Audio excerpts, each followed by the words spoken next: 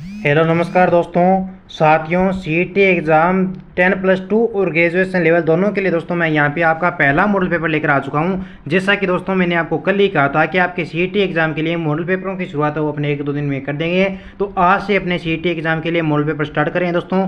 ये model paper आपका एक अच्छे कंटेंट और लेवल के साथ तैयार किया गया है। पिछले वर्षों में जितने भी आपके सीईटी के एग्ज़ाम हुए दोस्तों, उन सभी को मध्य में नज़र रखते हुए उनके आधार पर ये मॉडल पेपर तैयार किया गया है। और यकीन मानिएगा कि अगर आप यहाँ पे मॉडल पेपर को पूरा हल करते हो दोस्तों, अगर रेगुलर क्लास ज्वाइन करते हो तो आपकी सीईटी एग्जाम में इन क्लासों से बाहर से कोई भी प्रश्न नहीं छपेगा। तो चलिए अपने इन मॉडल पेपरों की शुरुआत करते हैं दोस्तों। चाहे आप 10+2 वाली सीईटी का एग्जाम दे रहे हो, चाहे ग्रेजुएशन लेवल की एग्जाम की सीईटी का एग्जाम दे रहे हो, दोनों के लिए आपके ये महत्वपूर्ण है। अगर चैनल पे पहली बार जुड़े हैं चैनल को एक बार सब्सक्राइब कर लेना। पहला प्रश्न देखिए आपके सामने हाजिर हो चुका है। क्वेश्चन अपना पूछा है कि राजस्थान स्थापना दिवस मनाया जाता है। ऑप्शन है 23 मार्च को, 30 मार्च को, 3 मार्च को या 31 मार्च को। दोस्तों राजस्थान स्थापना दिवस कब मनाया जाता है? तो ये अपना मनाया जाता है दोस्तों आपके 30 मार्च को। बी ऑप्शन को क्या कर दीजिए, एकदम करेक्ट कर दीजिए। सही उत्तर हो जाएगा अपना बी ऑप्शन। ठीक है, नेक्स्ट क्वेश्चन देखिए। अगला प्रश्न है दोस्तों कि निम्न में से किस स्थान को राजस्थान का बरखोया से कहते हैं? ऑप्शन है माउंट आबू को, चूरू को, फतेहपुर को या उदयपुर को। बहुत ही प्यारा क्वेश्चन है कि राजस्थान का बरखोया से किसे कहते हैं दोस्तों? तो ये अपने माउंट आबू को कहा जाता है। माउंट आबू क्या है? माउंट आबू अपने क्या है दोस्तों, सिरोही में स्थित है और यह राजस्थान का सबसे ठंडा स्थान है। माउंट आबू राजस्थान का सबसे ठंडा स्थान है। अगला प्रश्न देखिए कि राजस्थान में संभागीय आयुक्त व्यवस्था को कब पुनर्जीवित किया गया? देखिए दोस्तों आपकी संभागीय व्यवस्था ना ये पहले शुरुआत की गई, उसके बाद इसको बंद कर दिया गया, उसके बाद फिर से स्टार्ट की गई। यानी 2 बार इसको स्टार्ट किया गया और 1 बार इस व्यवस्था को बंद किया गया है। लेकिन इसकी व्यवस्था को पुनर्जीवित कब किया गया? प्रश्न आपका ये है। ऑप्शन है 1977 को, 1985 को, 1987 को या 1989 को। बहुत ही प्यारा क्वेश्चन है आपका। तो बताइए लाडलों कि इसका सही आंसर क्या हो जाएगा? तो करेक्ट आंसर हो जाएगा दोस्तों इसका आपका 1987। क्या हो जाएगा? 1987 हो जाएगा। बिल्कुल दोस्तों सही आंसर हो जाएगा आपका 1987। पुनर्जीवित का बोला है। पुनर्जीवित का मतलब होता है दोस्तों जब संभागीय व्यवस्था को आपको बंद किया गया था, संभागीय व्यवस्था को बंद किया गया था, उसके बाद में इसको वापस स्टार्ट किया गया, उसको बोलते हैं अपने पुनर्जीवित करना। ठीक है, तो ये पुनर्जीवित किया गया था आपका 1987 में। और इसको पुनर्जीवित किया है किसने? अगर आपके एग्जाम में ये प्रश्न पूछे तो आपको याद रखना है कि हरिदेव जोशी ने क्या किया भैया, अपने संभागीय व्यवस्था को पुनः स्थापित किया था। ठीक है, याद रह जाएगा क्या? बताइए याद रह जाएगा क्या? हाँ गुरुजी याद रह जाएगा। तो आगे बढ़ो भैया, अगला प्रश्न देखिए। अगला क्वेश्चन है हमारा कि वैज्ञानिकों को किस जिले से 4.7 करोड़ वर्ष पुराने जीवाश्म हाल ही में प्राप्त हुए हैं? बहुत ही प्यारा प्रश्न दोस्तों कि वैज्ञानिकों को कौन से जिले से 4.7 करोड़ वर्ष पुराने जीवाश्म हाल ही में प्राप्त हुए हैं? उदयपुर है, जालौर है, सिरोही है या जैसलमेर है। दोस्तों ये थोड़ी पीडीएफ है जो आज इस पर तरीके से बनी गई है कि इसके शब्दों के मध्य में, ऑप्शनों के मध्य में थोड़ा स्पेस है। तो मैं आपको यहाँ पे बोल के बताता हूँ तो आपको मेरी आवाज़ पर गौर करना है ओनली। तो बताओ कि इसका सही आंसर क्या हो जाएगा? तो वैज्ञानिकों को ये जो आपके जीवाश्म प्राप्त हुए 4.7 करोड़ वर्ष पुराने, पहले दोस्तों ये आपके जैसलमेर जिले से प्राप्त हुए हैं। जैसलमेर जिले से इनको मिले हैं अपने मगरमच्छ के दांत मिले, इनको कछुओं की हड्डियां मिली हैं इनको। ये जो आपके क्या है दोस्तों, इनको जीवाश्म के रूप में प्राप्त हुए हैं। अगला प्रश्न देखिए, बहुत ही प्यारा प्रश्न आपका कि निम्नलिखित में से कौन सा किला है जो मरुस्थलीय किले की श्रेणी में आता है? ऑप्शन है जूनागढ़ है, मेहरानगढ़ है, गागरोन है या नाहरगढ़ है। दोस्तों किले वाला प्रश्न आपके एग्जाम में पक्का आएगा। तो ऐसा कौन सा किला है जो मरुस्थलीय किले की श्रेणी में आता है? तो वो हो जाएगा अपना कौन सा किला भाई, फटाफट से बताइए। तो जूनागढ़ किला दोस्तों ये अपने मरुस्थलीय किले की श्रेणी में आता है। यानी ए ऑप्शन को क्या कर देंगे, यहाँ पे करेक्ट कर देंगे।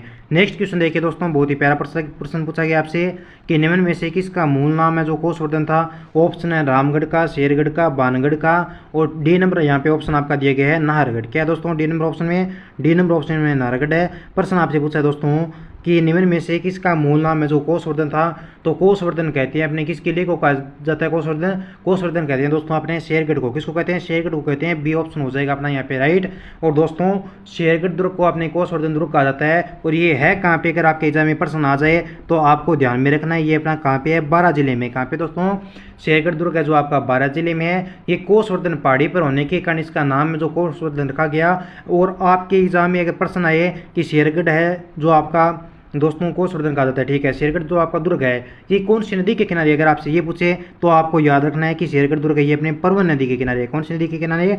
परवन नदी के किनारे शेरगढ़ दुर्ग है। ये बात है जो मैंने आपको बताई है, इतना आपको इसके बारे में मैटर है जो आपको याद रखना है। अगला प्रश्न देखिए क्या पूछा है नेक्स्ट हमारा। अगला प्रश्न है कि एशिया की सबसे बड़ी तोप है जो जय बाण ये कहाँ पे रखी गई है?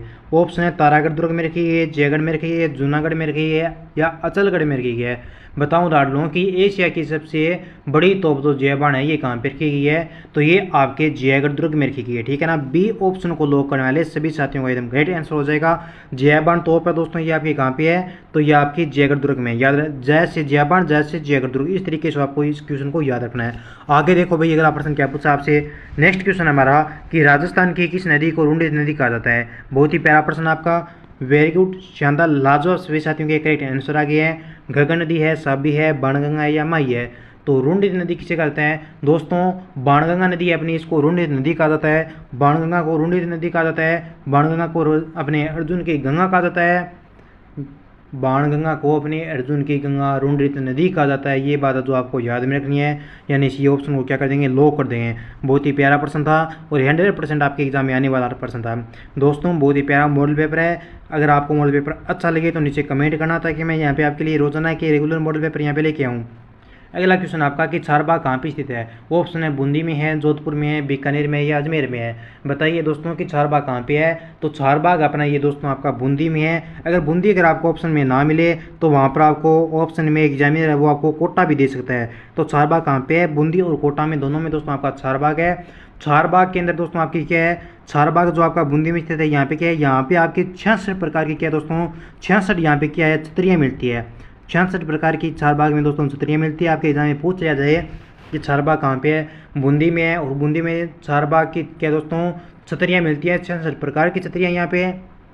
इनमें सबसे पुरानी छतरी पूछी जाए आपको तो आपको याद रखना है कि सबसे पुरानी छतरी है वो आपकी दूधा की है। जो सबसे पुरानी छतरी है दोस्तों वो आपकी दूधा की है। चारबाग बूंदी जिले में 66 छतरी है, यहाँ पे सबसे पुरानी छतरी दूधा की है। ये मैटर है जो आपको याद रखना है इसके बारे में। अब आगे देखो भैया अगला प्रश्न, रंगाई छपाई उद्योग के कारण निम्न में से राजस्थान का कौन सा जिला जल प्रदूषण से सर्वाधिक प्रभावित हुआ है। बहुत ही प्यारा प्रश्न आपका, पाली है, जैसलमेर है, दौसा है या झालावाड़ है। डी नंबर ऑप्शन क्या है दोस्तों, डी नंबर ऑप्शन में यहाँ पे आपको दिया गया है झालावाड़। क्या है दोस्तों, झालावाड़ है। ठीक है, यहाँ पे मैं लिख देता हूँ अगर आपको दिखाई ना देता हूँ। तो रंगाई छपाई उद्योग के कारण जो आपका राजस्थान के जिस जिले को जल प्रदूषण से सर्वाधिक हानि पहुंची है ना, ठेस पहुंची है, तो वो कौन सा आपका, वो है आपका पाली जिला। कौन सा हो जाएगा, पाली जिला हो जाएगा। सही आंसर हो जाएगा अपना ए ऑप्शन। ए ऑप्शन को लो करें सभी साथी, वेरी गुड, क्या बात है। सभी साथी एक बार भाई चैनल को सब्सक्राइब कर लो और क्लास को शेयर कर दो तमाम उन अभ्यर्थियों तक जो सीटी के एग्जाम की तैयारी करें हैं। दोस्तों हम सीटी एग्जाम की तैयारी यहाँ पे रेगुलर आपके लिए मॉडल पेपर यहाँ पे लेके आएंगे। हमारी टीम एक अच्छा कंटेंट के साथ आपके लिए मॉडल पेपर तैयार करती है।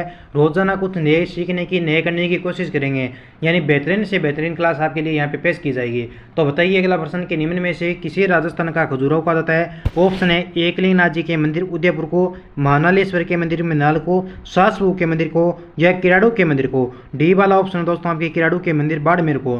राजस्थान का खजुराहो किसे कहा जाता है, तो राजस्थान का खजुराहो कहा जाता है अपने किराड़ू के मंदिर को, बाड़मेर को। और बहुत बार आपके एग्जाम में प्रश्न आता है दोस्तों कि किराड़ू का मंदिर है कहाँ पे आपका, तो आपको याद रखना है कि किराड़ू का मंदिर अपना बाड़मेर जिले में हो जाएगा। ठीक है, डी ऑप्शन को लो करें सभी साथी, वेरी गुड, क्या बात है, शानदार आंसर आया है भाई बच्चों के यहाँ पे। अगला प्रश्न अपना कि निम्नलिखित में से सुमिलित मंदिर स्थान नहीं है। देखिए दोस्तों तीन ऑप्शन तो आपके क्या है यहाँ पे सुमिलित है, एक ऑप्शन है जो आपका यहाँ पे क्या है सुमिलित नहीं है, तो वो ऑप्शन आपको चूज करना है जो सुमिलित नहीं है। प्रश्न आपके सामने हाजिर है और इसका ऑप्शन भी आपके सामने हाजिर है। देखिए प्रश्न आपने पढ़ लिया, थोड़ा ऊपर चलता हूँ मैं ताकि आपको डी वाला ऑप्शन दिखाई दे। अब बताओ कौन सा ऑप्शन है जो आपका सुमिलित नहीं है सही रूप से। तो विष्णु जी का मंदिर है, ये कहाँ पे आपका, केथनकोटा में, ये सही है आपका। सुंदा माता का मंदिर है बीनमाल जालौर में, ये भी आपका सही है।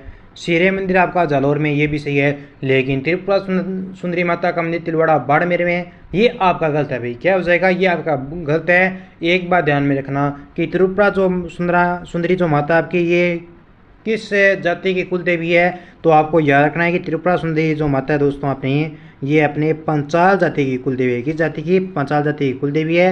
सही आंसर हो जाएगा डी वाला। ठीक है, ए बी सी तीनों आपका सुमिलित है और डी आपका सुमिलित नहीं है।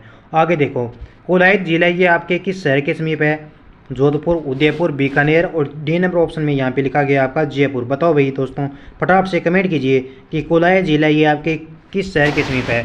तो कोलायत जिले के बारे में सभी बच्चों को ज्ञात अपने, ये अपने बीकानेर जिले में कहाँ पे है, कोलाई झील बीकानेर में है। और कोलाई झील के किनारे दोस्तों क्या आपके कोलाई झील के किनारे आपके सांख्य दर्शन के प्रणेता भगवान कपिल मुनि की तपोस्थली है। बहुत बार आपका प्रश्न आता है कि कपिल मुनि की तपोस्थली कहाँ पे है, तो आपको याद रखना है कि कोलाई झील बीकानेर में अपने कपिल मुनि की तपोस्थली है। ठीक है, आगे देखो अगला प्रश्न नेक्स्ट हमारा, जयपुर के हवा महल में कितनी मंजिल है। सभी विद्यार्थी नीचे कमेंट करके बताएंगे कि जयपुर के हवा महल में कितनी मंजिलें हैं। 3 है, 5 है, 4 है या 7 है। तो साथियों जयपुर के हवा महल में कितनी मंजिल है आपकी, तो ये आपकी जयपुर के हवा महल में बताओ भाई कितनी है। 5 मंजिलें हैं। कितनी है जयपुर के हवा महल है, 5 मंजिलें हैं। हवा महल जयपुर में हवा महल जो आपका है उसमें 5 मंजिलें, ये तो बात आपकी ठीक है भाई, मैंने मान ली। लेकिन कमेंट करके बताइए, बहुत बार आपके एग्जाम में पूछा जाता है दोस्तों कि जयपुर के हवा महल में जो आपकी तीसरी मंजिल है उस मंजिल का नाम क्या है। ये प्रश्न आपके एग्जाम में बहुत बार आता है। तो बताओ भाई तीसरी मंजिल का हवा महल के नाम क्या होगा। तो याद रखना है साथियों आपको, जो हवा महल की तीसरी मंजिल है उस मंजिल का नाम क्या है, तो उस मंजिल का नाम है दोस्तों आपके विचित्र, क्या है, विचित्र मंदिर नाम है उसका। ठीक है, आगे देखो भाई कि राजस्थान में जरीना का मकबरा कहाँ पे है। बहुत ही प्यारा क्वेश्चन आपका, राजस्थान में जरीना का मकबरा कहाँ पे है। अजमेर में है, भीलवाड़ा में है, नागौर में है। 4 नंबर ऑप्शन में क्या है, डी वाला ऑप्शन आपका धौलपुर में। तो बताओ फटाफट से कमेंट करके कि राजस्थान में जरीना का मकबरा कहाँ पे है। तो जरीना का मकबरा है दोस्तों आपके धौलपुर में। कहाँ पे है, धौलपुर में। डी को क्या कर दीजिए, लॉक कर दीजिए। अगला प्रश्न देखो, कन फटे जोगी डमरू एवं सारंगी वाद्य यंत्रों के साथ किस देवी के गीत गाते हैं। नागणेची माता के, शीतला माता के, शंकराय माता के या 4 नंबर ऑप्शन आपका जीण माता के। डी नंबर ऑप्शन क्या दिया गया है आपका दोस्तों, डी वाला ऑप्शन आपका जीण माता के। तो कमेंट कीजिएगा साथियों कि कन फटे जोगी एवं डमरू और सारंगी वाद्य यंत्रों के साथ किस देवी के गीत गाते हैं। तो ये आपने गाते हैं दोस्तों अपने जीण माता के गीत गाते हैं। किसके गाते हैं, सही आंसर हो जाएगा आपका D number option, Jeen Mata के गीत गाते हैं। एक बात ध्यान रखना दोस्तों, आपके एग्जाम में अगर आपसे पूछ लिया जाए कि जीण माता के तो अपने गीत गाते हैं, लेकिन राजस्थानी लोक साहित्य में सबसे लंबा गीत किसका है। अगर आपके एग्जाम में प्रश्न पूछ लिया जाए कि सबसे लंबा गीत बताओ भी राजस्थानी लोक साहित्य में किस देवी का है, तो सबसे लंबा गीत है वो अपने किसका कायमा है दोस्तों, तो ये आपके जीण माता का है दोस्तों, सबसे लंबा गीत है। और इनके मंदिर की मैं बात करूँ दोस्तों, तो इनका मंदिर है वो आपके रिवासा में है। और रिवासा है कहाँ पे आपके, तो रिवासा आपके सीकर जिले में है। ठीक है, याद रह जाएगा। आगे देखो अगला प्रश्न अब नेक्स्ट हमारा, राणा प्रताप सागर बांध राजस्थान के किस जिले में स्थित है। चित्तौड़गढ़ में है, उदयपुर में है, राजसमंद में है और डी नंबर ऑप्शन आपका कोटा में है। बताओ राणा प्रताप सागर बांध राजस्थान के किस जिले में है। तो राणा प्रताप सागर बांध अपने राजस्थान के किस जिले में है भाई, फटाफट से कमेंट कर दीजिए। राणा प्रताप सागर बांध राजस्थान के किस जिले में है, तो ये आपका चित्तौड़गढ़ में। कहाँ पे है, चित्तौड़गढ़ में। सभी बच्चे चित्तौड़गढ़ को लॉक कर रहे हैं, वाह क्या बात है, अति शानदार लाजवाब आंसर है। अगला प्रश्न है कि लोक देवता गोगा जी की जन्मस्थली कहाँ पे है। गोगामेड़ी में है, ददरावा में है, रामदेवरा में है और डी नंबर ऑप्शन आपका क्या है दोस्तों, डी नंबर ऑप्शन यहाँ पे आपका दिया गया है खन्नाल में है। फटाफट से सभी बच्चे क्या करेंगे, कमेंट करेंगे कि अपने लोक देवता गोगा जी की जन्मस्थली कहाँ पे है। तो गोगा जी की जन्मस्थली दोस्तों आपकी ददरेवा में है। और इनका जो मेला बढ़ता है वो आपके कहाँ पे बढ़ता है, वो आपका गोगामेड़ी में बढ़ता है, हनुमानगढ़ जिले में। और इनकी पूजा होती है 2 महीने अपने सावन और भाद्रपद महीने में। 1 महीने करता है आपका मुस्लिम पूजा और 1 महीने करता है दोस्तों आपका हिंदू पूजा। ठीक है, ये बात आपको ध्यान में रखना है। एकमात्र लोक देवता ऐसे है दोस्तों गोगा जी अपने जो क्या है भाई अपने सर्पों के देवता है। इन्होंने गायों की रक्षा करते हुए जान दी है। और ये क्या है दोस्तों, गोगा जी का धड़ से सिर अलग होने के बाद भी ये क्या किया भाई, इन्होंने युद्ध लड़ते रहे है अपने। अगला प्रश्न है कि बागड़ की मीरा किसे कहा जाता है, गौरीबाई को, पन्नादाई को, रानीबाई को या कर्मावती को। तो बागड़ की मीरा कहा जाता है अपने गौरीबाई को। सही उत्तर हो जाएगा ए ऑप्शन। ठीक है, आगे देखो भाई अगला प्रश्न नेक्स्ट क्वेश्चन है कि भीमसागर स्थित है। कहाँ पे है भीमसागर, श्री गंगानगर जिले में है, अलवर में है, कोटा में है या झालावाड़ में है। भीमसागर की अगर दोस्तों मैं आपसे बात करूँ तो भीमसागर आपका झालावाड़ जिले में है। और झालावाड़ जिले में ही आपको एक सिंचाई परियोजना याद रखनी है। कौन सी दोस्तों, झालावाड़ जिले में आपकी एक सिंचाई परियोजना है। इसके बारे में भी आपका एग्जाम में प्रश्न पूछा जा सकता है कि छापी सिंचाई परियोजना किस जिले में है। तो ध्यान में रखना है कि आपको छापी सिंचाई परियोजना ये आपके झालावाड़ जिले में। कहाँ पे है, झालावाड़ जिले में आपकी सांची नहीं है, छापी है भाई। छापी सिंचाई परियोजना आपकी झालावाड़ जिले में है। अगला प्रश्न देखिए भाई नेक्स्ट हमारा क्वेश्चन, निम्नलिखित संतों में कौन जन्म से मुसलमान था। वाह भाई क्या बात है, शानदार लाजवाब प्रश्न आया है। मावजी, दादू दयाल जी, लालदास जी या चरणदास जी। उस संत का नाम बताना है दोस्तों, क्या था, आपने जन्म से मुसलमान था। जन्म से मुसलमान कौन था, बहुत ही प्यारा प्रश्न आपका। वाह भाई लाजवाब, सभी बंदों के एकदम करेक्ट आंसर आ रहे हैं और बच्चे यहाँ पे लॉक कर रहे हैं सी ऑप्शन को। गुरुजी लालदास जी को लॉक कर दीजिए। बिल्कुल दोस्तों, आपके जन्म से लालदास जी क्या थे दोस्तों? लालदास जी एक प्रकार के क्या थे दोस्तों? जन्म से मुसलमान थे और लालदास जी ये दोस्तों अपने मेव जाति से थे। किस जाति से थे लालदास जी? मेव जाति के ये एक क्या थे दोस्तों? मेव जाति के लालदास जी अपने लक्कड़हारे थे और इन्होंने अंधविश्वासों का विरोध किया और भक्ति तथा नैतिक शुद्धता पर बल दिया था। लालदास जी की जो आपकी वाणी है दोस्तों वो आपके दो भागों में विभाजित है। कौन सी वाणी है? लालदास जी की वाणी भी है दोस्तों अपने, जो कि आपके दो भागों में विभाजित है। आगे देखो भाई नेक्स्ट क्वेश्चन अपना, नारियों द्वारा शिकार चित्रण की चित्रकला शैली की विशेषता है। उनियारा शैली, जोधपुरी शैली, कोटा शैली या मेवाड़ शैली। नारियों द्वारा शिकार चित्रण की चित्र शैली की विशेषता है तो ये अपना कोटा चित्र शैली की विशेषता है। सी ऑप्शन को सभी विद्यार्थी यहाँ पे लो कर दीजिए भाई। महाराव उमेर सिंह के टाइम की बात है ये अपने। और यहाँ पे जो रागमाला है ना वो महत्वपूर्ण चित्र संग्रह है। यहाँ पे डल्लूराम द्वारा चित्रित किया गया था रागमाला को कोटा चित्र शैली में। अगला क्वेश्चन है अपना, राजस्थान में सबसे कम वन क्षेत्र वाला जिला? नागौर, दौसा, झुंझुनू या चूरू? राजस्थान में सबसे कम वन क्षेत्र वाला जिला कौन सा है? तो सबसे कम वन क्षेत्र आपका चूरू जिले में। अधिक वन क्षेत्र पूछे आपका किस जिले में है? तो अधिक हो जाएगा आपका उदयपुर में। ठीक है, आगे देखो अगला प्रश्न आपसे क्या पूछा है। नेक्स्ट क्वेश्चन अपना कि रागमाला किस शैली का प्रसिद्ध चित्र है? बहुत ही प्यारा प्रश्न आपका। देवगढ़, नाथद्वारा, चावंड या उदयपुर? बताओ दोस्तों कि रागमाला ये किस शैली का प्रसिद्ध चित्र है? तो रागमाला आपके चावंड शैली का प्रसिद्ध है। किस शैली का है रागमाला? चावंड का है। सी ऑप्शन हो जाएगा अपना सही आंसर यहाँ पे।